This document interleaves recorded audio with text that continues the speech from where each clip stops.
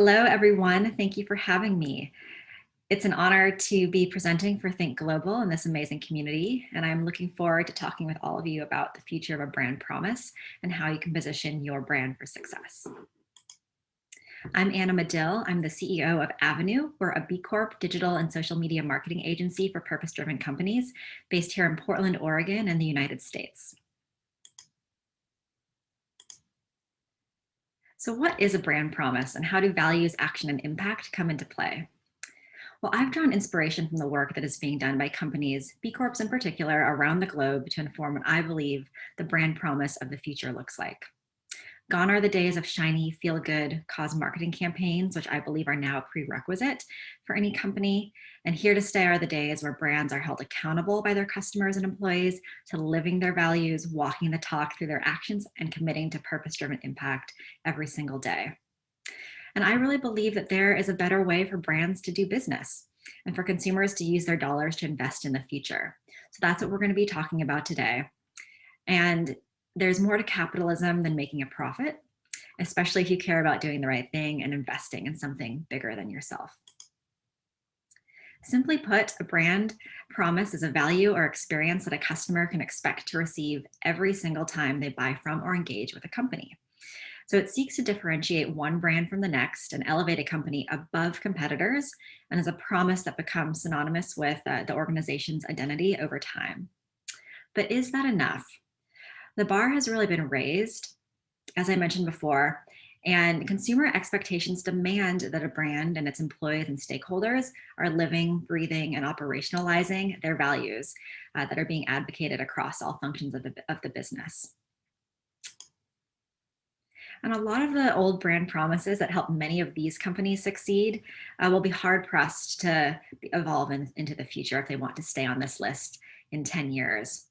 So if you're looking at it another way, these brands, only 51 of the original Fortune 500 remain today. And so a lot of what used to work, so that Reverend logo, tagline, trademark that we're all so familiar with, and the brand promise of yesteryear helped these companies succeed, but they will really be hard pressed to evolve. And a brand promise is not, or really is no longer, a tagline, a logo, or a trademark. And while these brand elements, may have been enough to convince consumers and employees and partners 10 or 20 years ago, it's becoming no longer enough. So that's, really what we're going to be focusing on today is how can we as companies, manufacturers, evolve our companies into the future. So here's what a brand promise looks like today. As Patagonia's founder, Yvon Chouinard, said, Patagonia is in the business to save our home planet. And Patagonia, like all of you, is a US company selling internationally. They're a for-profit company making healthy profits year over year. And while it's unusual, it really is something that brands around the world can aspire to. So as we'll see on the next slide, Patagonia has modeled this promise to their customers, employees, and partners, and the global population at large, where they have their manufacturing and supply chain located across the globe, by living their brand promise through values, action, and impact. So if you take a look at Patagonia's core values, which is build the best product, cause no unnecessary harm, use business to protect nature, and just not be bound by convention, they clearly align with their commitment to saving our home planet. So much so that their marketing also embodies these strong messages. And in one of their most noteworthy campaigns, as you can see on this slide, Patagonia published ads in the New York Times with one of their best-selling jackets, encouraging consumers to not buy this jacket because they believe so deeply in sustainability and purposeful consumption that they felt the need to encourage the general population just before Black Friday to actually refrain from buying their product. And yet they continue to succeed, grow healthily year over year, and have really healthy profit margins. So companies like Patagonia are really leading the movement of inspired and purpose-driven companies who are leading with their values, taking action, and making an impact. So those are really the core tenets that to think about as you sort of think about the brand promise of the future for your company. Those are the things to be thinking about. And the best brands of today get this. And some of these will be familiar. You see Patagonia, of course, Unilever, Bancolombia, Tillamook. The common denominator for all of the logos that you see here is that they're all B Corps. Now, this is not a call to action to change your corporate structure or become a B Corp. It's just that some of the most innovative, socially responsible, and future-looking companies are really doing all of these things really well and can be looked to as a model. And as we'll see further on, customers are beginning to demand this of brands that they purchase from. And this is really where the future lies. So customers are inherently attracted to and loyal to brands that are purpose-driven. And as such, purpose-driven brands have a unique opportunity to create a stronger, enduring emotional connection and bond with their customers. As a bonus for these companies, their values and way of doing business are magnetic to future talent, clients, and partners. And companies like this are really the ultimate example of companies that are leading the movement of businesses as a force for good with a durable brand promise. So my husband and I visited Patagonia in 2019, right before the pandemic. And so this is just one of those beautiful photos, inspirational, and really takes me back to thinking about Patagonia and their commitment to saving the home planet. And at the end of the day, I really believe that companies like yours can really stand for something and evolve into the future in this way. So let's talk about who cares about a brand promise and why this matters. So consumers do, the people who are going to buy a product or service. And by now, the term conscious consumer is probably familiar with many of you, brands and marketers alike, and has continued to evolve since it was first coined. But consumers are continuing to demand more transparency and accountability from the brands they buy from, and rightly so.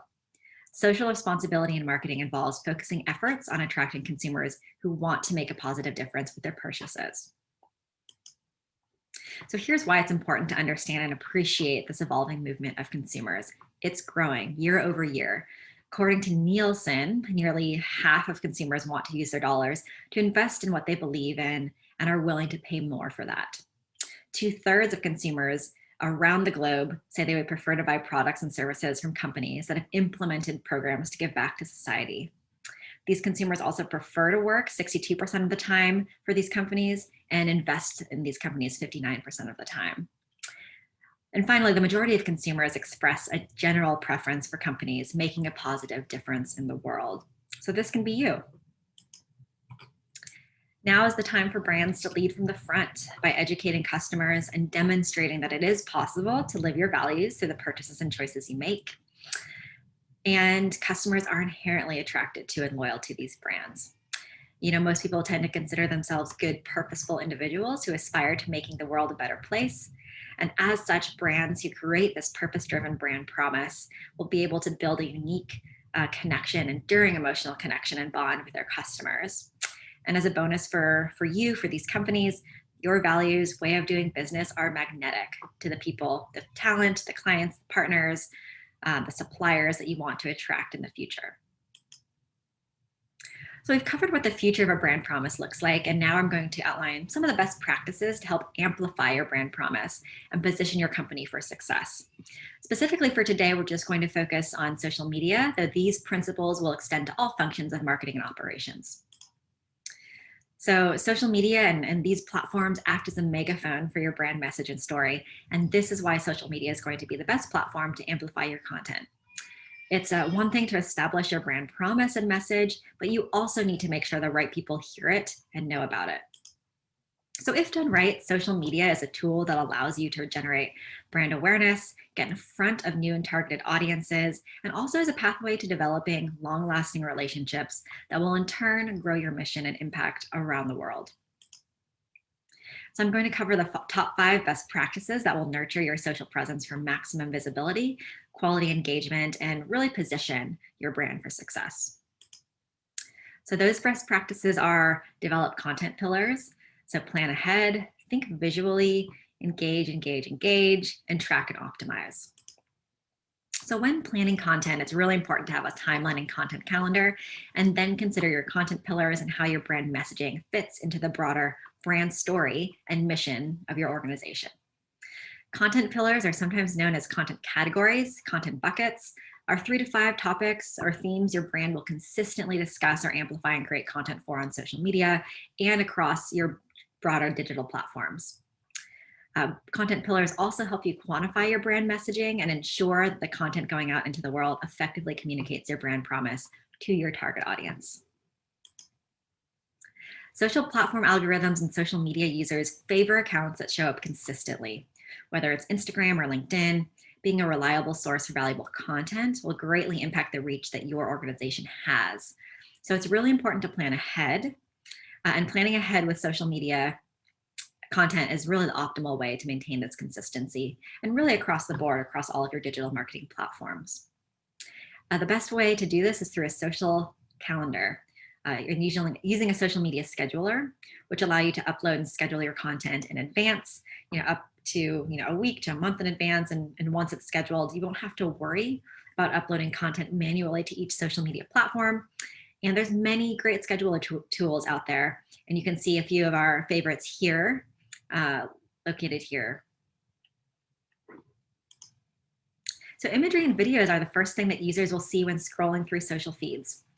It's important that your social content draws users in through visual design, and this means high quality, on-brand creative assets. Thinking visually also means considering the visual presentation of your brand on social. When people land on your Instagram feed, what visual story is it telling? So are your visual assets formatted to the correct size for each channel and platform? Is the content utilizing your company's unique branding properly? Are you showcasing that brand promise? Are you capturing your users through visuals? So once you've posted, your job isn't done yet. Social media's main function is for users to keep connected with their friends, family, social circles. And just because you're running a business or a large-scale organization doesn't mean your goals should be any different. Social media algorithms, in fact, favor active and engaged profiles. So to see the maximum engagement and outcomes from your efforts, it's important to operate on social media organically and authentically. So following along with your target audience and engaging with their content, you'll be able to form genuine relationships that will help you perpetuate and further that brand promise and that message. So now you've planned, you've posted, and you've engaged, but your social media process doesn't end here. You'll really want this to continue to be ongoing and to continue to help build your brand and position your company for long-term success through tracking and optimizing. So we really recommend that the tracking process for success is monthly. You're always going to be measuring on a daily and weekly basis, but really analyzing that data on a monthly cadence will enable you to see trends and use that data to see what areas need optimization in the future. And so remembering to establish those valuable metrics is important to the benchmarking and future optimization. So as we talk today about the future of a brand promise, I find it really important to mention that while follower count can be an enticing growth metric, it doesn't always provide a company with the full story. So having tons of followers with little to no engagement won't help bolster your brand promise and movement. So aim to grow sustainably and intentionally by building genuine relationships. So in conclusion, the work starts with the brand promise and a commitment to the greater good. It ends with your own action and the elevation of the collective voice. Businesses are the conduit for active change, snowballing into enduring customer loyalty and meaningful global impact. Change starts with individuals, soars with communities, and creates lasting impact by integrating these practices into day-to-day work and life. I believe that brands and organizations like yours who engage customers around the conscious choices they make will position their brand for success, resulting in ongoing impact. So I invite you to join me on this journey to creating durable, positive change through your brand promise in the world we love. Thank you.